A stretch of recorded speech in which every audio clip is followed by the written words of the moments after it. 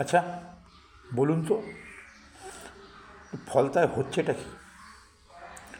এত নিরাপত্তা, এত বাহিনী, এত নির্বাচন কমিশনারের হুঙ্কার, তা সত্ত্বেও ফলতায় হলোটা কি? পশ্চিমবঙ্গের যে 293টা কেন্দ্রে নিশ্চুপে নিরুদ্রূপে ভোট হয়ে গেল, একমাত্র ফলতাতেই নির্বাচন কমিশন ফেল হয়ে গেল? এটা সম্ভব? এটা বাস্তব? নমস্কার, আমি দীপ্তিমান। আপনারা দেখছেন বেঙ্গল এক্সপ্লেন চ্যানেল। দেখুন, প্রথম দফার নির্বাচনে কোনো বিধানসভা থেকে যে 152টা বিধানসভা কেন্দ্রে নির্বাচন হয়েছিল, সেখানে কোনো জায়গা থেকে কোনো রকম অভিযোগ ওঠেনি। শুধুমাত্র কয়েকটি জায়গা থেকে বিক্ষিপ্ত ঘটনা ঘটেছিল। কুমারগঞ্জে বিজেপি প্রার্থীকে ধাক্কাধাক্কি করা হয়েছিল, মারধর করা হয়েছিল। এছাড়া ডোমকলের কিছু অপ্রীতিকর ঘটনা ঘটেছিল। সবই কিন্তু বুথের বাইরে, অনেকটা দূরে।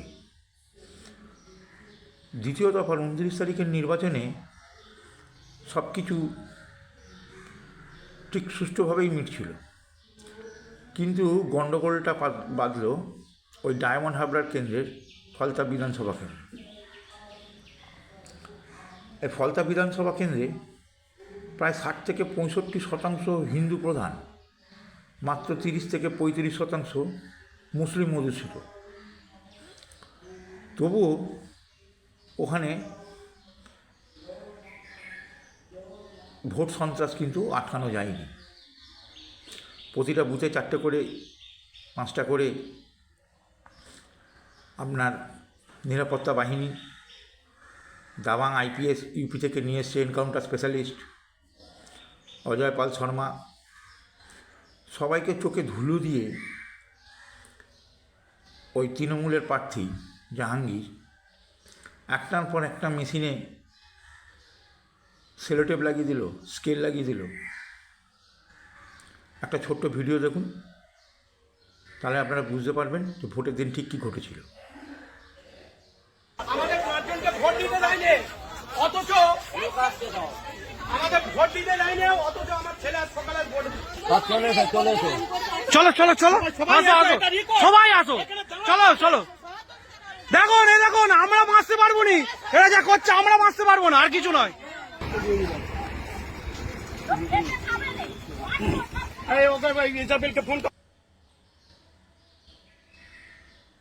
কি ঘটেছিল ঘটনাটা? এরকম অনেক গ্রাম আছে যেগুলো হিন্দু অধ্যুষিত। সেখানে ওই হিন্দু পুরুষ মহিলা যাদের দেখছেন হাতে শাখা পলা, তাদেরকে কাউকে ভোট দিতে দেয়নি। জাহাঙ্গীর বাহিনী হুমকি দিয়েছে যে ভোট দিতে বেরোলে বাড়িঘর ভাঙচুর করা হবে, বিধবা করে দেওয়া হবে, এলাকা ছাড়া করা হবে। এরকম অত্যাচার কিন্তু সারা বছর ধরেই চলে। বহু হিন্দু ওখান থেকে কিন্তু সব কিছু বিক্রি করে দিয়ে চলে আসতে বাধ্য হয়েছে। এই নির্বাচনের পর যদি শাসক দলের প্রত্যাবর্তন হয়, তাহলে কিন্তু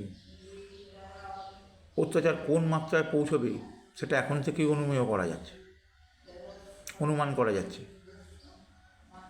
এখন ঘটনা হচ্ছে যে নির্বাচন কমিশনের ভূমিকা সব কিছু পর্যালোচনা করে পর্যবেক্ষণ করে নির্বাচন কমিশন 21শে মে গোটা ফলতা বিধানসভায় পুনর্নির্বাচন ঘোষণা করেছে। 29 তারিখে ভোট হয়ে গেল। সমস্ত ছবি বিকেল 5টার পর থেকে আসতে শুরু করে দিল যে কী ঘটেছে। 30, 1, 2, 3 তারিখ নির্বাচন কমিশন কিন্তু ভোট করতে পারল না। আমার ছোট মাথা, আমার অত বুদ্ধি নেই। ওই দিল্লিতে বসে আছে বড় বড় মাথা, আইপিএস আইএস উচ্চশিক্ষিত, তাদের ঘটে যে কী বুদ্ধি সেটা আমার বোধগম্য হলো না। আপনারাই বলবেন দর্শক, যে 21শে মে যেদিনকে উপনির্বাচন গোটা ফলতা কেন্দ্র জুড়ে হবে, বিধানসভা কেন্দ্র জুড়ে, ততক্ষণে নতুন সরকার মসনদে বসে পড়বে, শপথ নিয়ে নেবে। যে দলই সরকারে আসুক, বিরোধী দলের কোনো এজেন্ট ওখানে নির্বাচনের দিন উপস্থিত থাকবে? বিরোধী দলের প্রার্থী ঘুরতে পারবে? প্রচার হবে, ভোটার বেরিয়ে ভোট দেবে? যে দলেরই হোক। এত বড় বড় বুদ্ধি নিয়ে দিল্লি ওয়ালারা কীভাবে চলে সেটা আমি তো বলতে পারবো না, সেটা তারাই বলতে পারবে। এখন এই মুহূর্তে সরকার নেই, নিরপেক্ষ অবস্থান করছে সব পক্ষ। এইটাই সুযোগ ছিল। যদি পুনর্নির্বাচন করতে হতো তাহলে এখনই করে ফেলা উচিত ছিল। এই ফলতাতেই এই জাহাঙ্গীর বাহিনীর দাপট এতটাই। আপনারা সন্দেশখালি দেখেছেন, শেখ শাহজাহান, ঠিক ততটাই নির্মম। এই কিছুদিন আগে ওয়াকফ বিল নিয়ে মুর্শিদাবাদ থেকে যেরকমভাবে হিন্দুদের পলায়ন করতে হয়েছিল, খোদ কলকাতার বুকে এবার কিন্তু হিন্দুদের পলায়ন হবেই, সময় এসে গেছে। কোথায় গেল বিজেপির ওই বড় বড় তাবর নেতারা? কেন তারা ফলতায় যাচ্ছে না? কেন শুভেন্দু অধিকারী যাচ্ছে না? কেন সুকান্ত মজুমদার যাচ্ছে না? দিলীপ ঘোষরা যাচ্ছে না?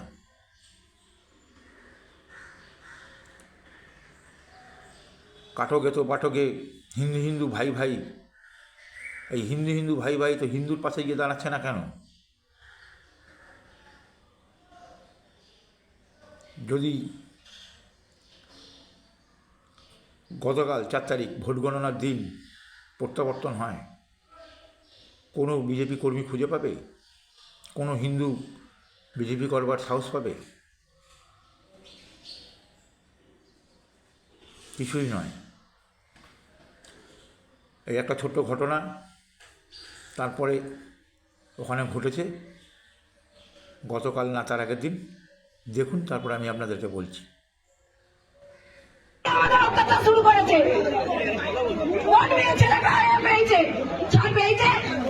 এরকম সব জায়গায় মেয়ে ছেলেদেরই চলে, বেটা ছেলেদের কিছু হয় না। বেটা ছেলেরা পালিয়ে গেল, সেফটিয়ে গেল, বউ বাচ্চা নিয়ে এবং ছাপ্পা হয়েছে। অতএব যাদের জন্য হয়েছে, যেসব নেতাগুলোর নাম আমাদের কাছে আছে, 5 বছর আমরা তাদেরকে গ্রামে ঢুকতে দেবো না। আমরা তাদেরকে 5 বছর গ্রামের ভেতর যারা দেখতে পাই, তাপস দেয়া, অরূপ ঘোষ, কোথায়, ঠিক আছে, আরো নাম আছে। আমরা 5 বছর তাদেরকে হারিয়ে চিঠি আমাদের এই হিন্দু গ্রামে তাদেরকে 5 মিনিট সামনে দেখতে পাই।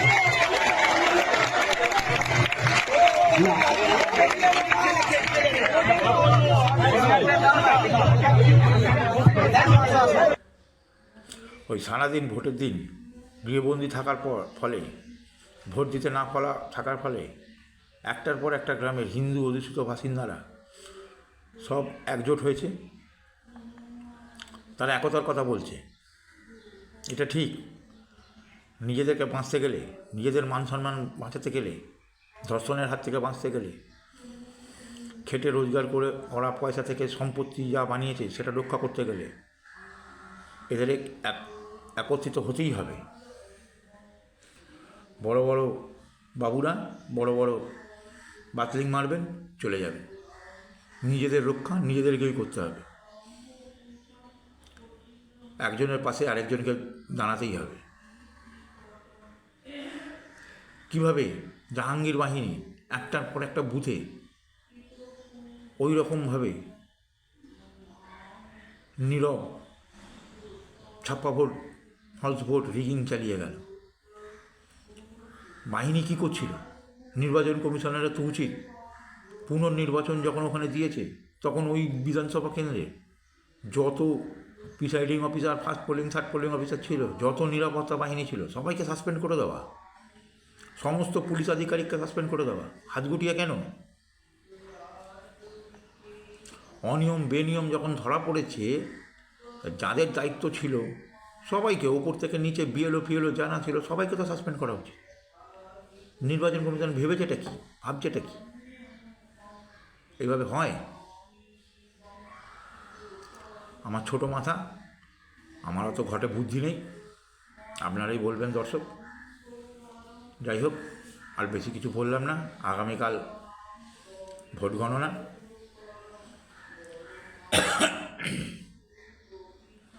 কারোর যাতে সন্ত্রাস না হয়, কারোর যাতে প্রাণহানি না হয়, এই কামনাই ভগবানের কাছে করি। যে দলই জিতুক, সুষ্ঠুভাবে সরকার গঠন হোক, প্রশাসন নিজের মতন চলুক, পদক্ষেপ করুক। আমার আর বিশেষ কিছু আপনাদের কাছে বলার নেই। আমার এই প্রতিবেদনটা ভালো লাগলে নিচে থাকা সাবস্ক্রাইব বটনটা টিপবেন, যেটা আমাকে প্রেরণা দেয়। লাইক বাটন টিপবেন। কমেন্ট বটনে আপনারা নিশ্চয়ই আপনাদের সুচিন্তিত মতামত লিখবেন। জয় হিন্দ, বন্দে মাতরম।